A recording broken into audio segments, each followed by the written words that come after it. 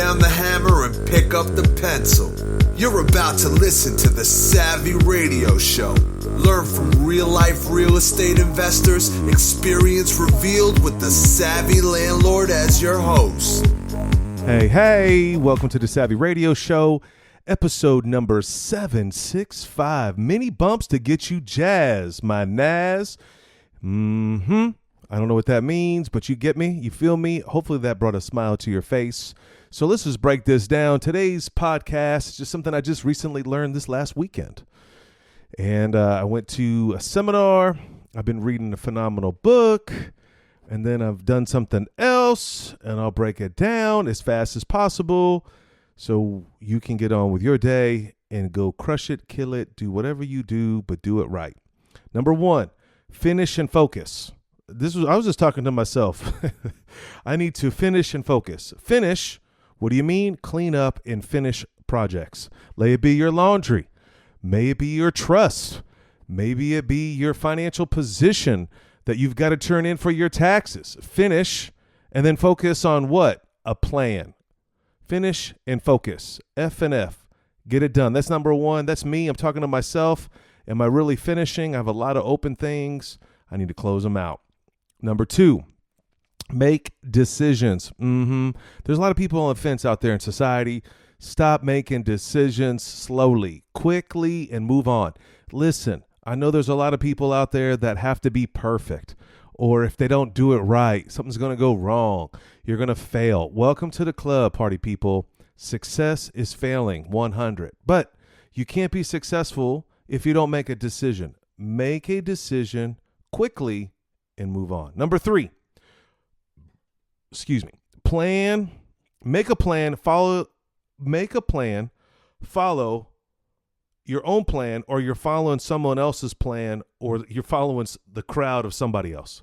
What I'm saying is, if you don't get together, get a piece of paper out, write down kind of like your goals, or even write out what you're going to do for the day or for the week, whatever the case may be. But number three is make a plan and follow that plan. If you don't make a plan, you're following someone else's plan, or you're following the crowd, and you're never going to reach your goals because they have a different agendas than you do. Okay.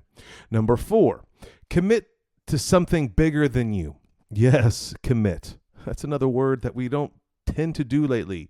I don't know why, but I'm speaking to myself. I need to commit to something bigger than myself. Maybe it be a group.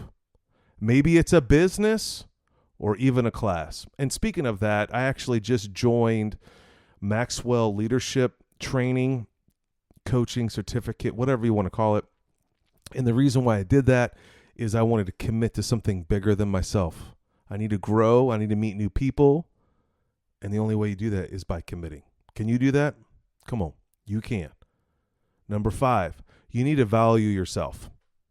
Like, take some time for yourself, whatever that may be. That may be lounging around in a recliner all day and read a book or watch your favorite show. I know that doesn't sound productive, and it definitely doesn't sound like me. But here's the deal. Sometimes you have to rest, but ultimately you're an asset. And what I'm trying to get with this is, yeah, you can rest and relax, but you also need to value yourself and maybe pay yourself something.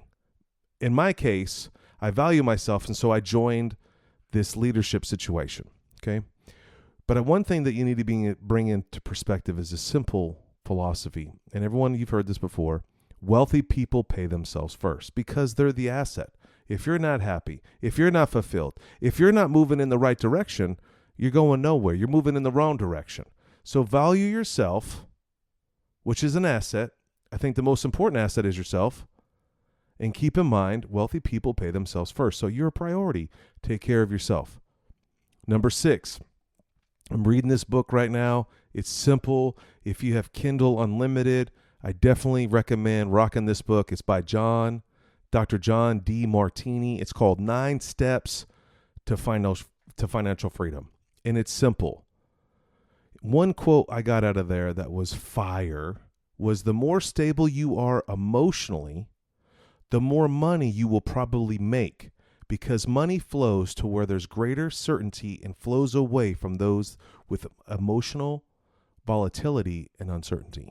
Man, are you emotionally stable? Are you focused? Do you have a plan? I posted on Facebook the other day, money grows when it's organized.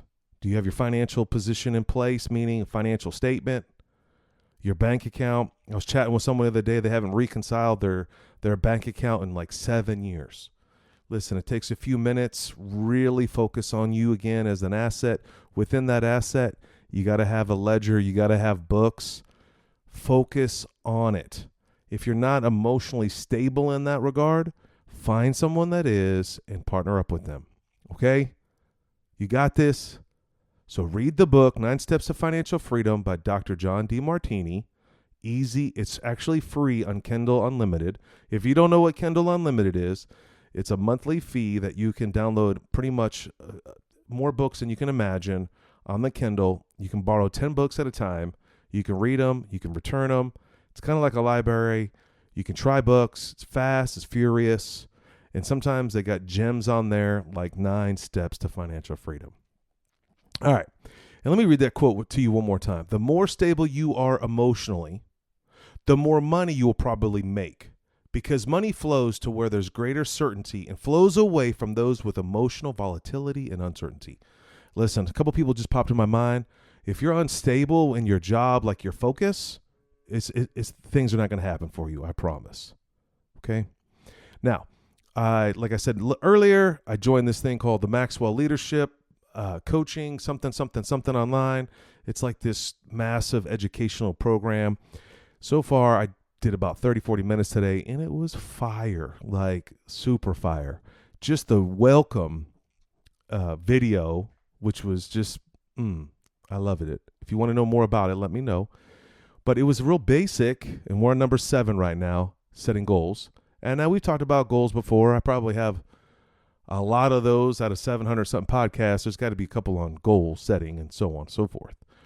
But this dude broke it down real fast, real furious on 5 steps of kind of basically the reasoning behind setting goals. And when I was just going to glaze over this situation, like, I already know how to set goals. I set goals all the time. But man, when I actually heard this information from another person, and maybe this is going to help you today, it kind of made me perk up. I had to hit pause and I took some notes. And so here's my notes.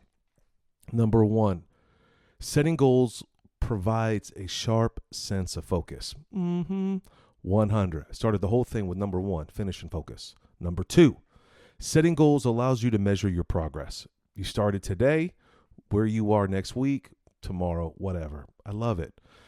Number 3, setting goals blocks distractions and provides productive boundaries. Man, these are just my love language.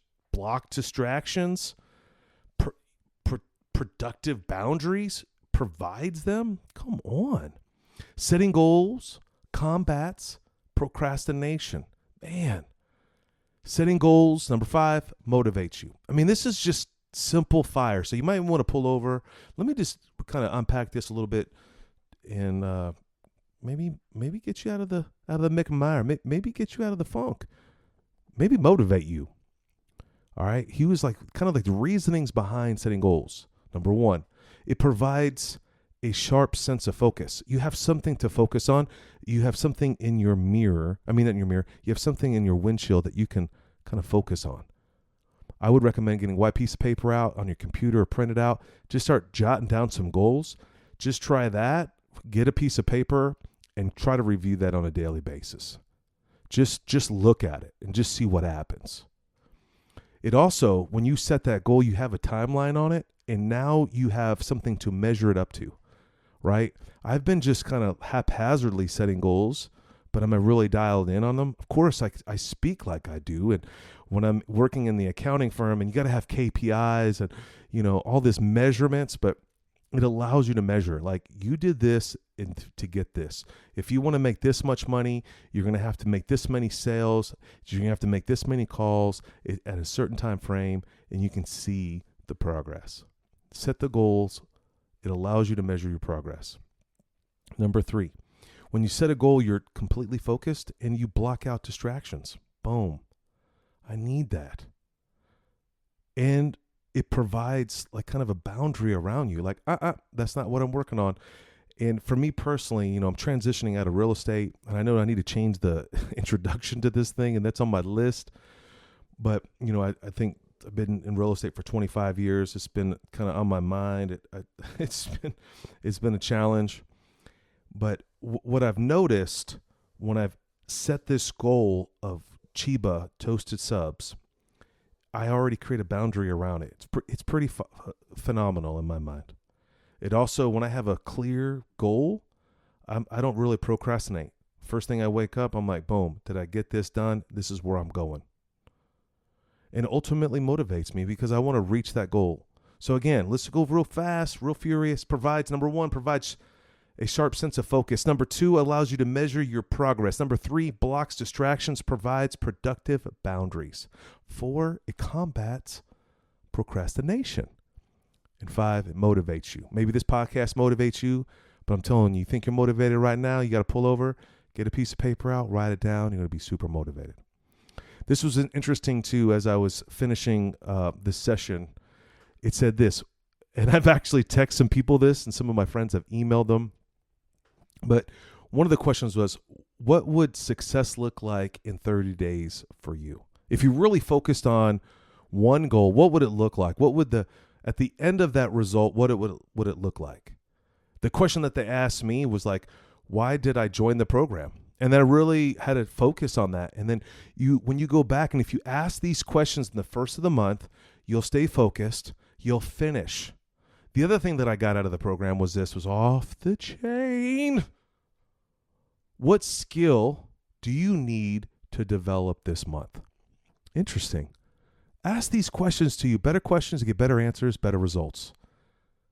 Why did you join the program? Why did you listen to this podcast? I don't know. What skills today do you need? Here's the skills that I put for myself. When I was asked this question, and every month, in the beginning of the month, I'm going to ask these questions. What does success look like to you for 30 days? And what skill do you need to develop this month to achieve a goal or push the ball forward?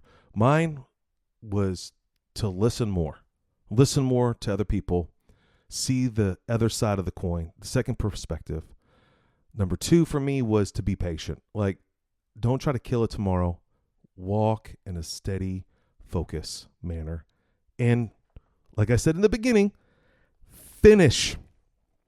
Listen more, be patient, and finish. Hey, if this was good for you, let your boy know. I don't know what I'm doing, but I'm doing something. And at least it's heading in the right direction. If one person's inspired today, I did my job. Thanks for listening to the Savvy Radio Show. Glide online and listen to our other motivating episodes at savvyradioshow.com. Connect on Twitter at LandlordBook and always be buying assets.